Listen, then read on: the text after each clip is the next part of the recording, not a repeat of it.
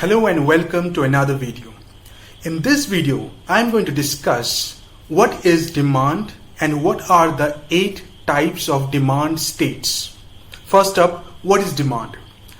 Demand is the willingness and ability of a consumer to buy a given quantity of a product or service. There are 2 aspects to it, understand properly. Demand is the willingness. First is willingness, and then the ability of a consumer to buy a given quantity of a product or service. For example, a consumer has the willingness. For example, a consumer wants to buy a luxury product, for example. That's willingness. But if the consumer doesn't have the ability to buy that product, to buy that luxury product, then that cannot be considered as demand. It can be considered as a desire, it can be considered as a wish, but certainly not demand. So to understand or to verify whether a customer's willingness or a customer's desire can be considered as true demand or not, there are 2 criteria.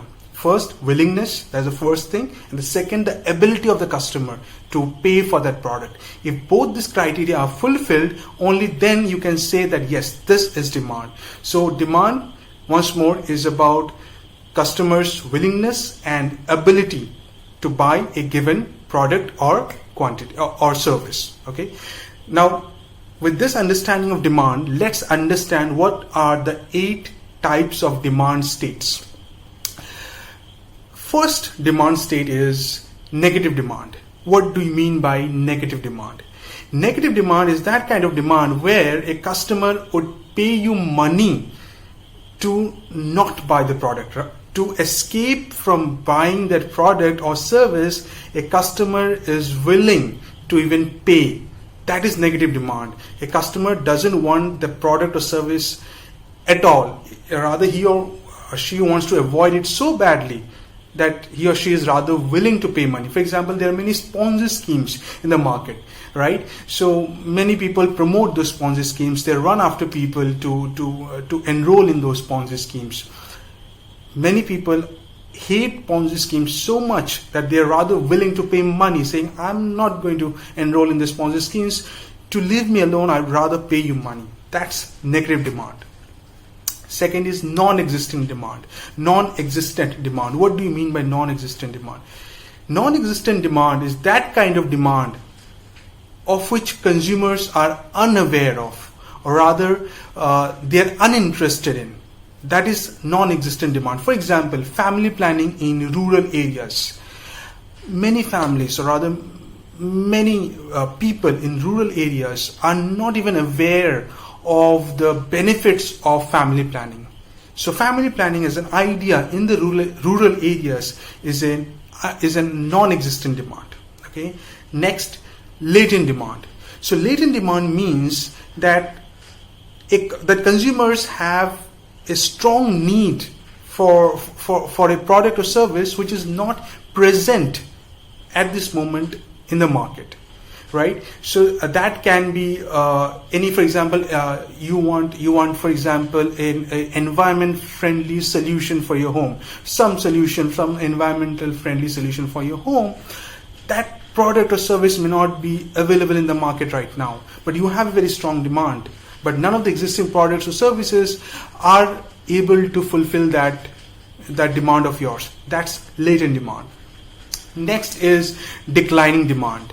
Okay, for example, in a new smartphone comes in the market, but the older smartphone with the older version of the smartphone that is already there in the market, with the introduction of the new smartphone, the demand for the older smartphone may decline, right? Because the new smartphone has better features. The new smartphone has better benefits to offer. So with the introduction of the new smartphone, the older smartphone, the demand for the older smartphone may decline. That's declining demand.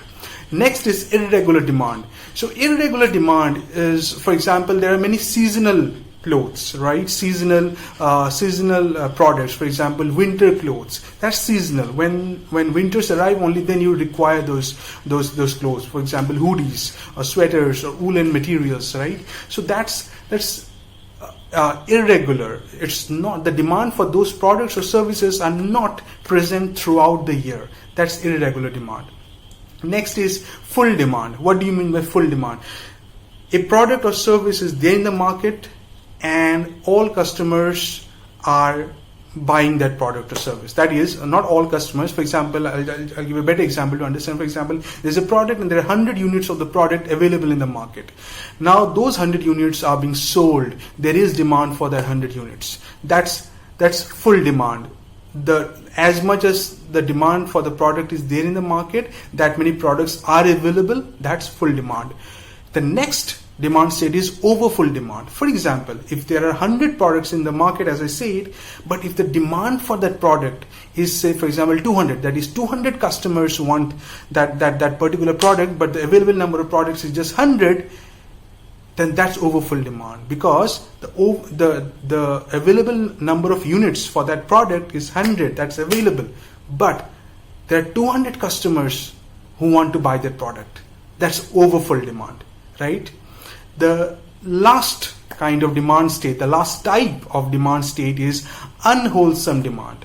What do you mean by unwholesome demand? Unwholesome demand refers to that demand state which customers demand those products, but those products may have undesirable social consequences. For example, cigarettes. There is huge demand for this product in the market, but of course that leads to undesirable social consequences, right? That's called unwholesome demand. So I hope you understood what demand really is. As I say, demand, to qualify for demand, a product or service has to meet two important criteria: the willingness of the consumers to buy their product or service, and then the ability of the customer or the consumer to pay for that product or service. Only then you can call it as true demand, right? And then we discussed about the 8 demand states. Okay, so I hope you like this video. I'll be back again with another interesting content with some new concepts. Okay, till then, take care. Please do like the video, share the video, and subscribe to the channel. Take care. I'll see you once again. Thank you so much for watching.